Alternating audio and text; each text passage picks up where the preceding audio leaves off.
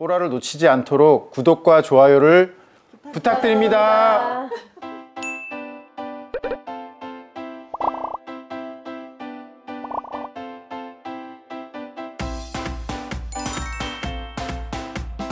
복지사각지대 이슈를 다루는 정책설전 뽀라 두 번째 주제인 복지사각지대 발굴 및 지원 개선 대책, 그리고 복지사각지대 발굴 시스템의 개선 주요 내용과 한계에 대한 패널 토론을 시작하겠습니다. 수원 세모니 사건 이후 긴급하게 마련된 정부 대책이 지난 11월 24일 발표되었는데요. 이번 정부 대책을 중심으로 그 내용과 한계점에 대해서 토론을 진행해 보도록 하겠습니다. 먼저 본부장님께서 이번에 발표된 정부 대책, 특히 복지사각지대 발굴 시스템 개선과 관련된 내용을 포함해서 말씀해 주시겠습니까? 일단 이번 사각지대 발굴 지원 체계와 관련해서 좀 대표적으로 바뀐 상황이, 지금 저희가 위기 변수를 입수를 하고 있는데 질병 쪽이 조금 약했어요. 그래서 질병 정보랑 그 다음에 채무 정보가 지금 다들 아시다시피 수원 세모녀하고 신청동 모녀 사건도 마찬가지로 전입 신고를 안 하잖아요. 안 한 이유는 분명히 부채가 있을 거다. 그러게 이제 독촉을 피해서 전입 신고를 하면 이제 노출이 되니까 그런 부분에서 안 했을 거다라는 부분을 다 예측을 하고 추측은 다 하잖아요. 이런 분들이 자꾸 숨어 들어가고 하는 부분들은 수급자로 신청해서 그 수급비를 받는 것보다 부채에 시달리는 게 더 힘들기 때문에 숨어 들어가는 부분이 큽니다. 그래서 사채로 들어갈 수 있는 확률이 있는 사람들 정보까지는 받자. 왜냐하면 이게 신용회복위원회나 이런 데 이제 채무 조정을 한 사람들이 있지 않습니까? 채무 조정을 한 사람들 중에 이 사람들이 채무 조정을 했는데도 불구하고 그 조정 금액들을 못 받아서 다시 그게 원상 복귀되는 그런 사람들이 있습니다, 대상이. 그러면은 이런 사람들은 사실 더 악화돼서 더 힘든 상황이고, 이런 사람들은 이미 신용은 다 바닥이 나 있는 상태라 대출은 안 되고 금융기관에, 그러다 보면 사채로 갈 수 있는 확률이 높은 사람이다. 그래서 이런 정보까지는 우리가 입수를 하자라는 걸로 이제 이번에는 사실 방향을 잡고 갔습니다. 그래서 위기 상황 파악을 위해서 질병과 채무 정보에 대한 부분들을 입수 확대를 해서 위기 상황을 좀 포착하자라는 게 좀 주안점이 있고요. 그 다음에 저희가 지금 개인별로 이렇게 입수를 하다 보니 보통 가구의 위험도는 다 세대 단위로 움직이고 있습니다. 예를 들어서 가구주가 어떤 위험 변수가 들어왔지만, 또는 그 딸이 위험 변수가 들어왔지만 그 가구 전체가 어떤 상황인지를 보고 위험의 척도를 좀 보자라는 관점으로 개인에서 세대로 다 전체적으로 이제 현황 파악해서 우리가 위험도를 좀 구성해서 위험도 높은 사람들을 지자체 현장에 내려주자라는 걸로 해서 지금 발굴 대책에 들어갔고요. 그 다음에 또 하나가 최후에 병원은 꼭 간다. 저도 사실은 건보료가 체납되면 병원에 가면 안 되는 줄 알았어요. 다 본인 부담을 해야 되는 줄 알았는데 그건 아니더라고요. 체납은 체납이고 병원을 가도 무방하더라고요. 근데 이제 병원에 사실 의료복지사들이 종합병원에는 다 계시잖아요. 근데 의료복지사하고 연계를 된 사람들은 대개가 이런 극단적인 선택을 안 하는 경우가 많더라고요. 그래서 그러면 현장에 계시는 의료복지사 분들하고 이번에 대책 마련을 위해서 만나 뵀더니 의료복지사의 필요성, 자기 역할, 그런 부분들이 있어서 그 연계를 하면 좋을 것 같다. 그러면 대상자에 대해서 병원비가 없어서 퇴원을 해야 되는 상황들, 이런 분들에 대해서는 지자체는 연계가 필요하다라는 관점으로 사회복지사들, 그 다음에 지자체 연계를 할 수 있는, 그래서 이웃의 위기 알림 신고를 할 수 있는 부분들을 체계를 좀 마련했습니다. 그게 뭐냐면, 발굴 시스템의 행정 데이터로 하는 거는 분명히 한계가 있습니다. 1개월 연체된 사람들에 대해서 사실 위기 상황이 갑자기 닥친 사람들이 극단적인 선택을 많이 하지, 그 위기를 항상 안고 있는 사람들은 그게 생활화돼 있기 때문에 그 정보들을 전부 입수를 할 수는 없기 때문에 행정 데이터는 어쩔 수 없이 한계를 가지고 있는 부분이 있어서, 지금 수원 세모녀 사건도 그렇고 그 이후에 지자체마다 전부 인적 안전망을 활용해서 신고를 해달라는 홍보들을 너무 많이 하고 계십니다. 근데 그 정보들은 체계적으로 관리가 안 되고 그 정보를 활용을 못 하고 있습니다. 그래서 그 정보들을 우리가 활용해서 행정 데이터하고 결합을 시키면 위험도가 높을 수 있겠다 라고 하는 관점에서 신고 체계를 마련하는 걸로 가져왔습니다. 사실 유사한 걸로 경찰청에 국민 제보 앱이라는 게 있어요. 그게 뭐냐면 교통 위반을 사진을 찍어서 신고하는 앱입니다. 그래서 사실 우리가 여기 대상자들을 신고한다라는 표현은 조금 어감은 안 맞는데 일반 국민들이나 일반 사람들 신고한다면 바로 이게 뭘 뜻하는지를 바로 캐치를 하더라고요. 그래서 할 수 없이 신고 체계로 이제 저희가 가는 상황인데 신고하는 주변에서 이웃 사람들이 보고 확인하고 저분은 좀 위험한 것 같아. 아니면 저분은 항상 보면 바깥에 나와서 저렇게 혼자 앉아 계시는 것 같아. 아, 이런 분들이 쉽게 신고할 수 있는 체계를 만들자. 그 다음에 본인도 사실 신뢰를 못하기 때문에 전입신고도 안 하고 이런 부분이 있잖아요. 우린 사실 사각지대를 발굴하는 것보다 본인들이 스스로 찾아 나오는 게 제일 좋잖아요. 나 힘들어요 하고 손을 내미는 사람들이 제일 좋은 거지. 우리가 찾아다니는 건 한계가 있기 때문에 그분들도 본인이 어려운 사항들을 쉽게 시스템을 통해서 할 수 있어요. 지금은 복지로에 도움 요청하는 기능이 있어요. 근데 이게 사람들이 많이 몰라요. 그 안에서도 너무 소설 쓰듯이 구구절절히 내 사연을 다 적어야 되는 상황이 발생을 해요. 사연팔이도 아니고 이렇게 얘기하는 것도 한계가 있기 때문에 본인들도 쉽게 내 어려운 상황들을 신고할 수 있는 걸로 가자. 이게 그냥 신고 체계관에 설명이 안 붙으니까 사람들이 잘 이해를 못 하더라고요. 물론 어떤 분들은 그런 말씀을 하세요. 스마트폰에 취약하는 사람들도 있는데 그런 사람들을 어떻게 할 것이냐라고 하는데 물론 100%다 모든 걸 다 해결할 수 있는 방안이 나오면 좋겠죠. 근데 어느 특정 부분이라도 하고 그걸 먼저 시행을 해놓고 그 다음에 빠져있는 사각지대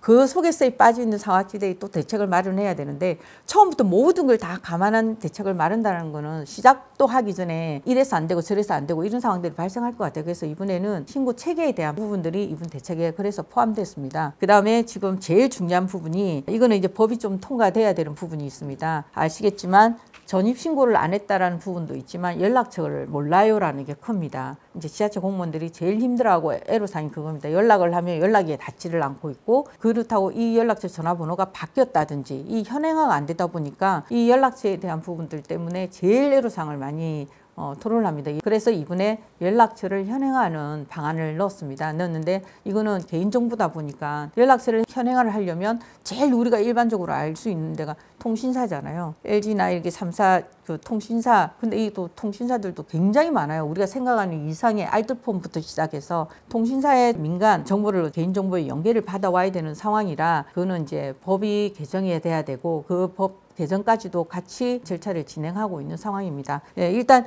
제가 이번에 개선 대책에 들어간 거 큰 키워드로 3가지 정도로 추려서 지금 말씀드렸습니다. 정부가 지난 몇 개월 동안 뭐 여러 차례 회의도 진행하고 하면서 뭐 현장의 의견도 듣고 해서 만들어 발표한 대책인데요. 이번 대책이 나오고 나서 사실은 여러 가지 비판의 목소리들이 또 언론에서도 많이 제기가 됩니다. 아마 크게 보면 그 2가지 정도의 한계 때문일 것 같은데요. 일단은 지금 말씀하셨던 그 위기 징후에 대한 정보를 확대하는 부분들, 또 이제 위기 상황에 닥친 분들에 대해서 연락이 닿을 수 있도록 이제 연락처라든지 이런 정보들을 좀 민간과 연계해서 활용하는 부분들, 또 이제 주변에서 신고하거나 이제 본인 스스로 좀 그 도움을 요청할 수 있는 부분들, 지역에 있는 다양한 민간의 네트워크를 활용하는 부분들이 주요 내용으로 들어가 있는데요. 이제 한계로 많이 이야기하는 게 우선 첫 번째는 기존의 복지사각지대 사건하고 조금 다른 양상이었던 게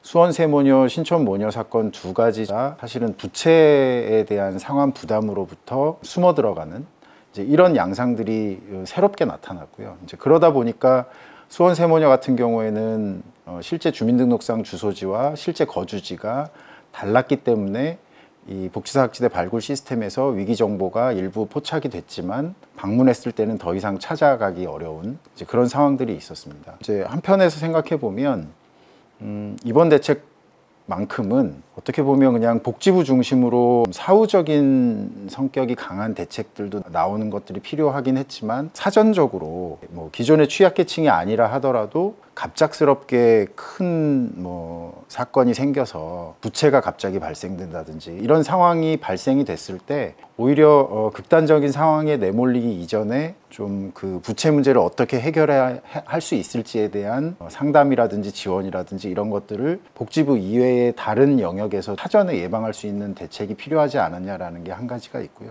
또 하나는 민간의 그 의료사회복지사라든지 집배원분들이라든지 이제 이런 분들이 현업에 종사하시면서 또 이 사각지대 위험이 높은 분들을 발굴해서 지원할 수 있도록 연계하는 것들을 좀 강화했다는 부분은 의미가 있지만 실질적으로 발굴됐을 때 지원할 수 있는 뭔가 제도적인 변화 이런 부분과 그다음에 그 역할을 담당하는 사회복지 전문 인력에 대한 이런 부분들은 구체적인 대책들이 나오지 않았다는 게 가장 많이 지적이 되고 있습니다. 김유영 선생님께서 혹시 그 이번 대책 보시면서 좀 부족하다고 생각되시는 부분 또 정부가 앞으로 좀 더 추가적으로 대책을 마련해야 된다고 생각하시는 부분이 있었는지 좀 말씀해 주시면 좋을 것 같습니다. 저는 발굴에 대단히 불만이 많고 발굴 대책이 나오기 시작한 거는 이른바 그 급여법 발굴에 대한 급여법이 나오면서 된 건데 사실 이전에 그 송파세모녀 이전에 화장실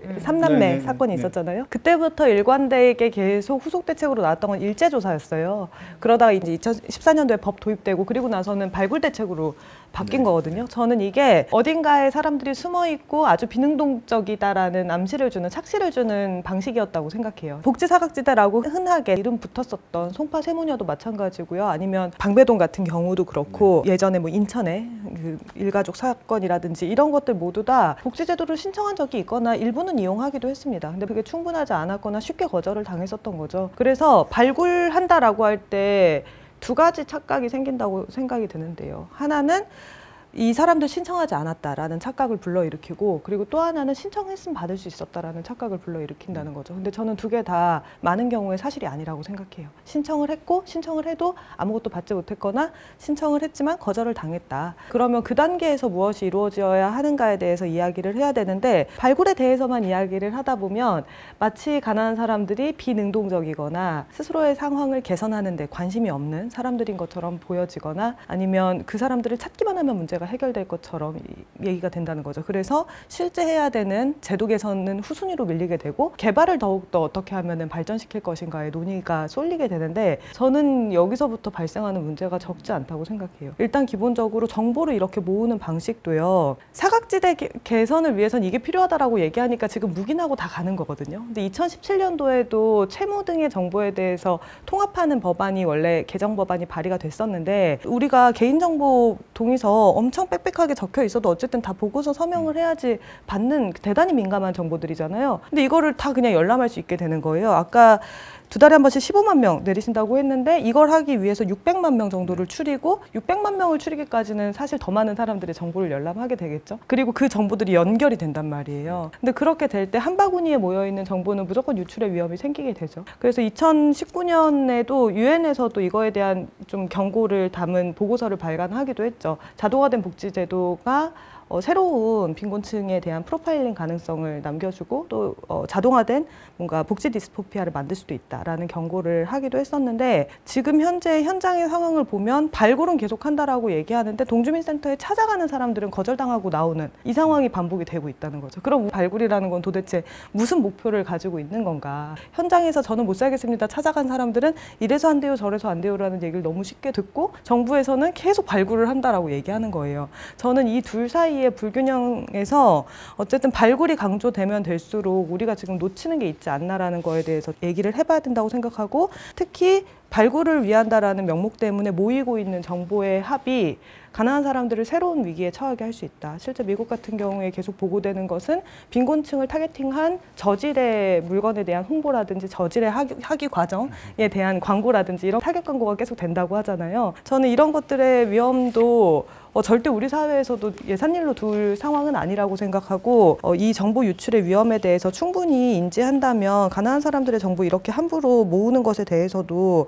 좀 고민할 필요가 많이 있다고 생각하거든요. 발굴을 강조하다 보니까 저는 자연스럽게 주소지 문제도 생기는 거라고 생각하는데 채무 때문에 주소지를 숨기는 현상은 저는 한두에 있었던 일은 아니라고 생각합니다. 이미 IMF 이후부터 과중한 채무에 시달리는 사람들의 문제가 사회적으로 드러났었고 그래서 금융채무자들의 파산을 지원하는 시민단체들도 많이 있고요. 이런 위험성을 인지하고 있다 보니까 서울시를 비롯한 여러 지자체에서도 금융복지 상담센터 같은 것들을 오래전부터 운영을 하고 있죠. 그래서 금융피해가 빈곤과 어떻게 딱 맞아떨어지는지에 대해서는 이미 사회적으로 제가 충분히 있었다고 생각합니다. 근데 왜 발굴을 못했는가에 대해서 오히려 해명을 하다 보니까 이 문제가 드러난 거라고 생각해요. 그전부터 이 문제는 분명히 있었죠. 오래된 문제죠. 근데 이 주소지를 그렇게 해서 은닉하고자 하는 사람들은 어떤 방법을 사용해도 은닉할 수밖에 없을 거거든요. 말씀하신 것처럼 왜 은닉할 수밖에 없는가로 다시 문제가 돌아가야 되겠죠. 근데 기초생활보장제도를 보더라도요. 실제 주소지와 등록 주소지가 다른 경우에 실거주지를 기준으로 급여를 지급할 수 있는 방법이 있습니다. 지침에. 근데 잘 안 돼요. 만약에 신청을 하려고 하면은 마지막 주소지 돌아가세요. 이런 얘기들을 쉽게 듣습니다. 근데 그러면 그 순간 당연히 다 포기하게 되죠. 근데 이런 게 현실에서 잘 안 이루어지는 것과 또 중요하게 연결해서 좀 생각해야 되는 거는 은닉하는 과정에서 어떤 일들을 이 사람들이 실제 겪고 있는가에 대해서 생각을 해봐야 된다는 거죠. 채권 추심이 어떤 방식으로 이루어지는지 하루에 3번 정도 전화 통화로 제한하게끔 개정이 되고 그러기도 했었는데 한 10년 전에. 근데 보통 그 채권들이 여기저기 팔리잖아요. 그러고 나면 업체당 한 번이면 5개면 15번인 거예요. 그러니까 이런 식의 압박이 사실 이 사람들에게는 보통 일이 아니라는 거죠. 이걸 겪고 있는 사람들에게는 대단한 무기력과 세상으로부터 자기 정보를 숨길 수밖에 없는 어떤 경로가 이때부터 생기는 거라고 생각하는데, 근데 이렇게 주소지를 은닉하지 않고도 그러면 사회보장제도를 받을 수 있는 방법은 무엇인가 생각을 해봐야 되겠죠. 근데 예전에 거주지 그 말소제도가 원래 운영이 되다가 거주불명 등록제도로 바뀌었잖아요. 근데 그게 이름만 바뀌었지 실제로는 전혀 내용이 바뀐 게 없어요. 그래서 뭐 벌금도 내야 되고 이래야지 이용을 할 수 있거니와 나머지 정보와 주민등록 정보가 같이 움직이게 되다 보니까 등록을 할 수가 없거든요. 예를 들어 2021년에 모텔에서 사망한 영아 사건 혹시 기억하세요? 그 부부가 모텔을 전전하면서 아이들을 키우다가 어머니가 사기죄로 잡혀 들어가고 나서 2개월, 19개월 아이를 키우던 아버지가 같이 지내던 2개월 아이가 사망했었던 사건이었는데, 이 바로 직전 상황에서 이 부부가 2개 정도를 옮겨 다니면서 모텔살이를 전전했어요. 근데 이러다 보니까 주변에서 당연히 염려를 했죠. 그래서 좋은 그 모텔 주인분들을 비롯한 여러분들이 동주민센터에 신고를 하셨습니다. 신고를 하셔가지고 이분들 도와줘야 된다 해서 실사도 나오고 지원도 했어요. 근데 얄팍한 지원 몇 번을 하다가 그냥 다 끊겨버린 거예요. 또 다른 모텔을 전전하고 하는 사이에 한 구청에서 의지를 갖고 경찰력을 동원해서 이분들을 찾았습니다. 근데 찾았더니 그 어머니가 기소가 되어 있는 상황이었던 거죠. 친구로부터 약 한 47에 걸쳐서 1,000만 원 정도를 빌렸는데 이거를 갚지 않고 재판도 출석하지 않으니까 이제 지명수배가 되어 있는 상황이었어요. 복지제도를 연계하려고 구청에서 찾으니까 경찰에 의해 찾자마자 현장에서 바로 체포가 됐어요. 그리고 아이들 2명이 있잖아요. 아버지가 갑자기 혼자 아이들 봐야 되니까 면회 한번 제대로 할 수가 없었어요. 그러니까 이런 상황에서 영아 사망 사건이라는 게 일어났다는 거죠. 그 이분들에게 복지제도 이용할 수 있다는 게 얼마나 무망한 일이었겠냐는 거죠. 그렇게 자기 주소지가 밝혀지는 순간 단지 그냥 심적인 괴로움 이런 게 아니라 인신이 구속되는 상황으로 이어질 수밖에 없는데, 그냥 복지제도 이용할 수 있다라고 얘기를 한다고 해서 할 수 있는 거는 아니라는 거죠. 그래서 복지제도의 제공, 그러니까 사실 이건 사회권의 보장이거든요. 그러니까 사회권의 보장을 위해서 주민등록이라는 행정적인 절차가 어느 정도 위치해야 하는지에 대해서 고민을 좀 해봐야 되겠죠. 사회권 보장에 실패하게끔 주민등록 제도가 운영이 되고 있다면 이걸 어떻게 수정할 것인가에 대해서 이야기를 해야 되고, 현행 제도에도 이미 실질 주소지에서 사회복지를 신청할 수 있게 되어 있는 제도가 있음에도 불구하고 왜 안 되는지 이런 것들에 대해서도 이야기를 해야 되겠죠. 근데 이제 주소지를 그냥 통합한다. 심지어 이번 대책에는 경찰력을 활용해서 강제 개문을 할 수 있는 방향으로 좀 개정을 하겠다라는 내용까지 포함이 되어 있거든요. 그러니까 그게 정말로 유용할까? 이건 어떤 면에서는 새로운 침해가 아닌가? 새로운 권리의 침해가 아닌가에 대해서 저는 많이 고민이 듭니다. 아까 말씀 주신 것 중에 발굴 정보에 대한 한 곳에 모여 있고 100%의 문제점을 다 보완해서 뭔가 대책을 하기는 어려울 것 같아요. 발굴과 지원은 분명히 다 같이 존재를 하고 같이 가야 되는 것은 맞다고 생각하거든요. 지금 현재 발굴한 대상이 가지고 있는 유형에 맞춰서 서비스나 아니면 지원 체계라는 부분은 또 다른 고민으로 가져가야 되는 부분인 거는 맞는 것 같고요. 그리고 지금까지 앞에까지 대책은 사실 복지부 내부에서 그냥 위기 그 변수 확대하고 이 정도로 끝났지만, 이번에는 사실 범정부 차원에서 필요한 대책은 좀 같이 협업을 하자라는 차원을 일부는 그렇게 들어가 있어요. 그래서 말씀대로 이 정보가 모여서 보완 체계를 가져가는 거는 또 거기에 대한 또 다른 문제가 일어날 수 있는 예방 대책은 분명히 마련돼야 되는 게 맞는 거고요. 제 생각은 발굴과 보안과 자원과 이런 부분에 대해서는 같이 복합적으로 다 해결하는 방안을 찾아가면서 계속 발전을 해 나가야 되지 않겠냐라는 게 제 의견입니다. 사실 그 데이터를 그렇게 모아서 한다고 해도 너무나 큰 한계가 있기 때문에 그것만으로 해결은 안 되거든요. 근데 이제 발굴 지원 뭐 이렇게 그 두 가지를 중심으로 이야기하면서 또 개인정보에 대한 부분 말씀해 주셨는데, 사실 이제 개인정보하고 관련된 이슈는 뭐 끊임없이 제기가 될 수밖에 없는데, 우려하셨던 예를 들면 그 빈곤층에 대한 새로운 감시, 이런 부정적인 방향이라기보다는 그 정보가 좀 안전하게 관리되면서 긍정적인 방향으로 활용될 수 있는 측면도 분명히 있을 거라는 생각이 듭니다. 뭐 발굴하고 지원에 대해서 좀 이야기를 많이 해주셨는데요. 좀 전에 이제 호텔에서 영아 사망 사건과 관련해서 어떻게 보면 좋은 주인을 만나서 생활을 할 수 있었던 그런 상황들을 생각해 보면, 실제 그 서비스 현장에 있는 인력들, 사회복지 공무원을 포함해서 사회복지 현장의 인력들, 꼭 뭐 공공뿐만 아니라 민간에 있는 그 여러 인력들을 활용해서 좀 더 충분히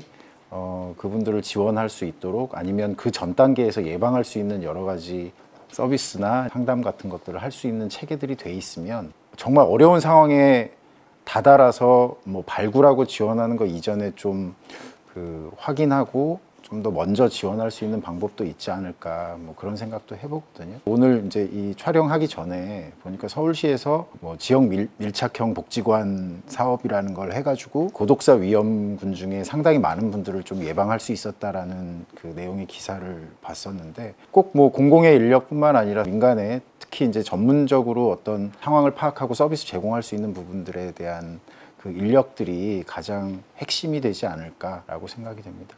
정말 맞는 말씀이니까 이제 발굴과 지원이라 했는데, 사실은 발굴에서 지원하려고 그 둘 사이를 엮는 것도 사람이잖아요. 네, 결국은 인력이죠. 네. 괜찮은 사람들이 와서 그 일을 잘 해줘야 되는데, 그러면 정말 괜찮은 사람들이 잘 할 수 있도록 여건이 조성되어 있느냐라는 거에서는 굉장히 또 많은 아쉬움이 있어요. 아까 말씀하셨듯이 뭐 민간 인력 예를 들면 이번에 대책도 보면은 자립준비 청년을 위해서 여러 가지 그 대책을 냈는데, 그 대책들을 보면은 자립준비 청년의 그 보호 시기, 그다음에 보호 연장 시기를 위해서 여러 가지 전 주기적인 지지 체계를 구축하겠다 했는데, 그렇다면 그걸 하려는 것도 사람인데 그 충분하게 그 자립준비를 지원하는 인력들을 충분히 갖췄는가? 그리고 이제 그것은 충분히 갖췄다는 의미는 규모의 문제도 있지만 지원의 문제도 있는 거거든요. 자립준비 청년을 지원을 하는 그래서 자립준비 전담 기관을 전국 시도에 만들었고, 거기서 일하는 인력들의 처우가 사실은 양육시설에서 일하는 인력에 비해서 인건비가 훨씬 떨어진다. 그런데 어떻게 그걸 제대로 잘 지원을 할 수 있겠냐, 이런 얘기도 들고, 또 이번에 또 대책 중에 나온 게 그런 게 있어요. 그 담당 공무원들의 업무 인력 등에 대한 실태 조사를 해서 합리적인 인력 운용 방안을 만들겠다. 참 저는 환영입니다. 그런데 항상 인력 운용 방안 우리가 연구 안 했던 적이 없거든요. 매년 합니다. 매년 하는데도 여전히 그 인력을 그대로 그냥 왜 그런지 모르지만 그대로 그 규모에 놔두고, 아니면 조금 규모를 늘리는 순간 다른 업무를 줘요. 그러다 보니까 인력이 느는 순간 다른 업무가 늘면은 결국은 인력이 안 느는 거나 마찬가지인데, 그래서 저는 정말로 인력에 대한 충분한 처우를 생각하고 있는가라는 생각이 들고, 그런 문제들이 있다 보니까 사실은 뭐 지역사회 네트워크 문제도 말씀하시는데요. 사람들이 여력이 있어야 네트워크를 합니다. 아주 다른 사례를 들어보면은 이런 사례가 있었어요. 만성질환 노인분이 병원에 하도 오래 있으니까 의료급여사가 나타났습니다. 나타나서 이제 그만 퇴원하세요. 그랬더니 이 노인분이 퇴원을 했습니다. 그랬더니 방문 간호사가 오셔가지고 지금 만성 질환이 있으니까 요런 음식은 피하시고 요런 운동 하세요 하고 이제 말씀해주고 떠나셨어요. 근데 저소득층이니까 통합사례골에서 나타나셔가지고 막 좋은 음식을 갖다 주셨어요. 그랬더니 그 음식은 드시면 안 되는데 전혀 서로 네트워크가 안 되는 거죠. 그래서 그런 사례도 현장에서 있더라고. 어느 한 해 어떤 지역에서 의료급여가 실적이 높으면은 오히려 그 지역엔 통합 사례가 실적이 떨어진대요. 왜 병원에서 빼냈는데 다시 병원에 집어넣으면 이게 문제인 거잖아요. 그런데 왜 그러냐, 정말 자기들이 네트워크를 할 여력조차도 없고, 그러면은 충분한 인력에 대한 그 정말 합리적인 지원, 그다음에 그 처우 개선도 같이 갔으면 좋겠다. 그래서 어떤 대책을 낼 때는요, 서비스를 늘리는 건 정말 필요하죠. 아까 제가 말씀드린 서비스 정말 필요합니다. 그러나 그 서비스를 전달하고 세심하게 살펴야 되는 인력도 어떻게 같이 늘릴 것이냐를 항상 같이 고민하도록 이렇게 강제하는 방법은 없나 그런 생각이 듭니다.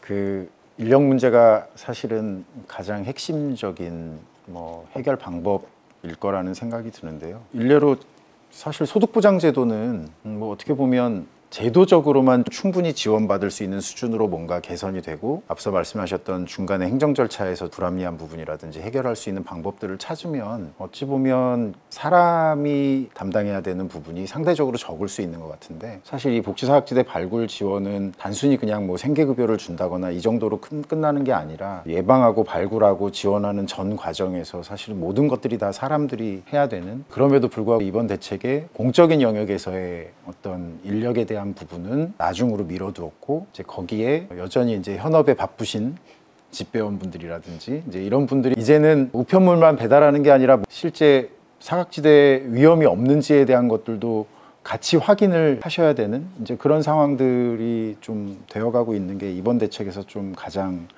그 한계라고 느껴지는 부분인 것 같고요. 다시 제도로 돌아와서 아마 이번 정부에서 국정과제에 취약계층 지원과 관련된 일부 대책들이 좀 반영이 되어 있는데, 그것만으로 충분하진 않겠지만 혹시 이제 제도적으로 좀 사각지대를 해소하거나 보장 수준을 높이거나 하는 것과 관련된 내용들 어떤 것들인지 좀 간단히 말씀해 주시겠습니까? 복지 사각지대에서 발생하는 극단적인 상황을 이제 없도록 하는 데는 지금까지 이제 여러분들께서 말씀해 주신 것처럼 뭐 발굴의 문제나 아니면 이제 행정 절차상이 좀 그 아주 디테일한 미시적인 불합리함들을 해소하고 이런 것들이 이제 중요한데요. 근데 그거와 함께 이제 좀 큰 틀에서 기초생활보장제도의 보장성 자체를 좀 확대하는, 좀 더 넓게 지원을 확대하는 그런 노력 또 병행돼야 될 거라는 생각이 듭니다. 아까 전에 기초생활보장제도의 사각지대를 발생시키는 주요 원인으로 논의가 많이 되고 있는 게 재산 기준이라고 말씀을 드렸는데요. 재산 기준을 완화하기 위한 방안들이 이제 내년에도 시행이 되고 더 완화하자는 얘기들이 있습니다. 그 재산 기준은 크게 보면 두 가지 제도 요소의 조합으로 구성되어 있는데요. 하나는 일정액까지는 재산을 소득으로 환산하지 않는 공제 부분이 있고요. 그리고 남은 이제 재산으로 잡힌 부분을 소득으로 얼마로 환산할 건지 이제 환산율의 부분이 있는데, 공제액을 늘리거나 환산율을 낮추거나 이 두 가지 요소를 조합을 해서 재산 기준을 완화하는 방향이 있습니다. 특히 주거용 재산이 지금 많이 문제가 되고 있고요.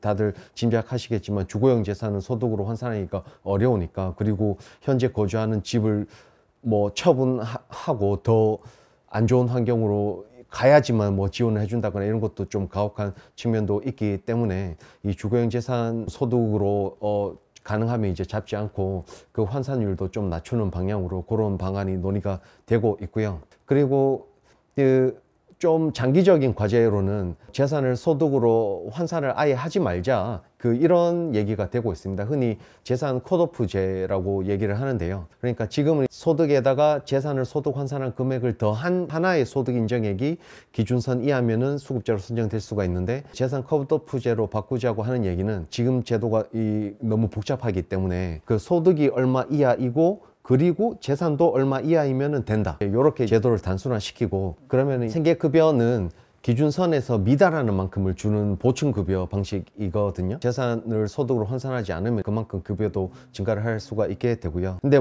물론 여러 가지 논쟁은 있습니다. 재산을 지금 소득으로 환산하는 것이 이 형평성 차원에서는 아무래도 좀 더 좋은 점이 있기 때문에 지금 그런 제도를 이용을 하고 있는 건데요. 형평성의 문제와 그 제도를 좀 더 쉽고 접근할 가능성을 높이고 급여 수준을 높이는 이런 가치들을 두고 논의를 해야 되는 상황이고요. 그리고 지금까지 이런 얘기들은 부양의무자 개선이나 재산 기준 완화나 이런 거는 뭔가 제도 자체의 합리성을 개선하는 방향이라면은, 궁극적으로는 급여 수준 자체를 조금 더 현행보다 덜 빈곤한 사람들에게까지 확대를 하자, 이런 방향도 있습니다. 그게 이제 윤석열 정부의 국정과제에 생계급여 선정 기준을 지금은 기준 중위 소득의 30%인데요.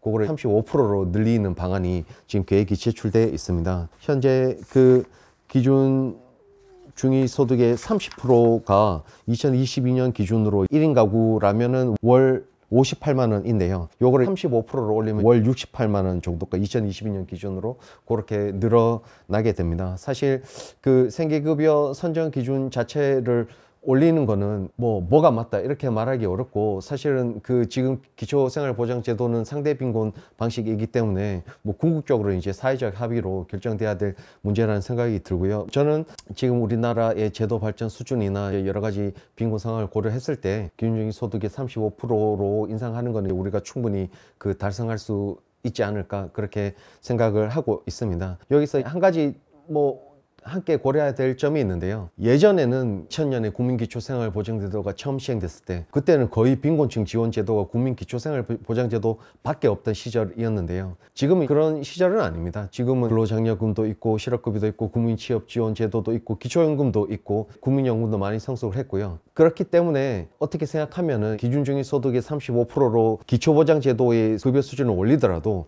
기초보장제도가 그거를 다 채워줘야 되는 건 아니거든요. 다른 제도들이 이제 또 역할을 하고 있기 때문에 기초보장제도가 조금 더 이제 확대할, 다른 제도의 발전과 함께 좀 더 확대될 여지가 있지 않나, 저는 그렇게 생각을 하고 있습니다. 이번 정부에서 그 반영된 거는 사실 어떻게 보면 큰 틀의 변화는 아닌 것 같고요. 재산의 소득 환산과 관련된 부분을 조금 개선하는 부분, 그리고 말씀하신 것처럼 이제 생계급여 기준선을 이제 그동안에 그 2015년도에 개별급여로 개편된 이후에 순차적으로 올라가서 기준중위 소득의 30% 수준까지 올라와 있는데, 이거를 또 한 5%포인트 정도 올리는 수준인데요. 조금 더 대안적인 논의들 보면 실질적으로 재산의 소득 환산제를 아예 없애는 방식, 그것과 관련해서 창신동 모자 사건이 발생됐을 때 서울시가 추진하고 있는 안심소득에 대한 홍보를 많이 했었습니다. 왜냐하면 그 당시에 창신동 모자 같은 경우에 신청을 했었고 탈락의 주된 이유가 말씀하셨던 주거용 재산 환산 때문이었거든요. 근데 서울시가 지금 이제 시범적으로 추진하고 있는 안심소득의 경우에는 재산을 별도의 기준을 적용하기 때문에 환산하지 않고 지원받을 수 있는 가능성뿐만 아니라 이제 급여 수준도 더 높아진다라는 포인트를 잡아서 굉장히 많이 이야기를 했었는데요. 제도적으로 보면 이제 그런 변화들도 있긴 하지만 근본적으로는 보장 수준을 높이기 위한 기본적인 선정 기준의 개편, 이게 단순히 그냥 몇 퍼센트 끌어올리는 수준이 아니라 지금 우리 기준중위 소득이 과연 적절한 것인지, 또 빈곤층뿐만 아니라 빈곤층보다 조금 더 위에 있는 분들을 지원하기에 충분한 수준인지, 이런 것들에 대한 고민이 좀 필요할 거라고 생각이 됩니다. 제도적인 부분 또는 사각지대 발굴 대책과 관련해서 추가적으로 또 말씀해 주실 부분이 있으면. 근데 어쨌든 저희는 그 발굴이라는 게 너무 계속 반복되는 의문이다라는 생각이 좀 들거든요. 그러니까 발굴을 강조하면 할수록 제도 개선에 대해서 침묵하게 되는 경향이 전 있다고 생각해요. 그래서 그게 병행돼야 된다라는 얘기도 그래서 해주신 거라고 생각하는데, 문제는 지금 한쪽으로만 너무 질문이 쏠려 있다는 거죠. 왜 발굴되지 못했냐라고 모두 다 질문을 하고, 발굴을 하기 위해서 그럼 뭘 해야 되냐. 그래서 탈북모자 사건 이후에 개선 대책으로 복지부가 내놓았던 거는 거기가 재건축 아파트였기 때문에 발굴 정보 수합 대상이 아니었대요. 관리비 체납에 대한. 그래서 그걸 추가하는 거였어요. 근데 이게 정말 대책이 될 수 있냐 말이죠. 이분들은 심지어 찾아갔었고 신청도 하려고 했는데 탈락을 했던 사람인데 재건축 임대 아파트는 안 들어가 있더라. 그거 추가할게 라고 하는 게 실제 대책이 안 된다고 저는 이제 생각이 드는 거죠. 그래서 우리가 정말 해야 되는 것은 제도 개선에 대한 논의다. 그리고 그 제도 개선에 대한 논의는 말씀하신 것처럼 기준중위 소득이라든지 선정 기준에 대한 큰 틀의 논의부터, 지금 현재 기초생활보장제도 자체가 빈곤층 가운데에서도 너무 적은 사람들만을 대상으로 하고 있어요. 아주 작은 문만을 열고 있는 이 제도가 어떻게 하면 조금 더 큰 틀의 체질 개선을 통해서 일단 이것을 필요로 하는 사람들에 맞춰서 제도를 좀 유연하게 운영을 할 만한 좀 권한을 스스로 가질 수 있을지. 그래서 저는 기초생활보장제도 지금 수급자 부양의무자 기준 주거급여에서 폐지하고 한 5% 정도까지 늘었잖아요. 200만 명 넘게 급여를 받고 있는데, 이게 경기 변동에 따라서 드디어 기초생활보장제도가 반응하기 시작한 선례라고 생각하거든요. 왜냐하면 두 가지 요건이 있죠. 부양의무자 기준이 완전히 폐지됐고, 그 주거급여에서는, 그리고 근로능력 평가가 없습니다. 그러니까 경기가 나빠지고 당장 코로나19 이후에 실업자가 늘어나니까 수급자 숫자가 쭉 반등하는 거예요. 근데 생계급여나 의료급여에서는 그런 경향이 안 보이는 거죠. 그래서 여전히 부양의무자 기준과 근로능력 평가 이게 계속 발목을 잡고 있고 또 복잡한 제도의 여건이 그렇다고 생각이 드는데 현재의 빈곤 상황에 실제 반응하는 제도로서의 기초생활보장제도 그래서 절대빈곤층 대다수를 실제 포괄할 수 있는 제도가 되어야만 이 제도에 대한 신뢰도 늘어난다. 그래서 그렇게 좀 나아갈 수 있으면 좋겠습니다. 사실 이번 그 11월 24일 대책에서 보면 제도적인 측면에 대한 내용들이 들어가 있기는 한데 새로운 내용은 하나도 없고요. 그냥 이미 기존에 결정돼 있거나 발표됐던 내용들만 들어가 있거든요. 그래서 사실 이제 내년도 예산에 뭐 그런 것들이 거의 반영이 안 돼 있기 때문에 아마 대책에 담기 어려웠을 거라고 보여지는데 우선 정부의 대책이라든지 복지사각지대 발굴 시스템 개선에 대한 내용과 한계에 대해서 이야기를 나눠봤습니다. 다음 편에서는 조금 더 근본적이고 그동안 담겨지지 않았던 대안들 관련해서 복지사각지대 문제 해결을 위해서 근본적인 대안이 무엇인지 또 정책적으로 변화돼야 되는 부분, 현장에서 달라져야 되는 부분이 무엇인지에 대해서 같이 논의해 보도록 하겠습니다. 두 번째 주제 논의를 마치겠습니다. 사람을 생각하는 사람들 한국보건사회연구원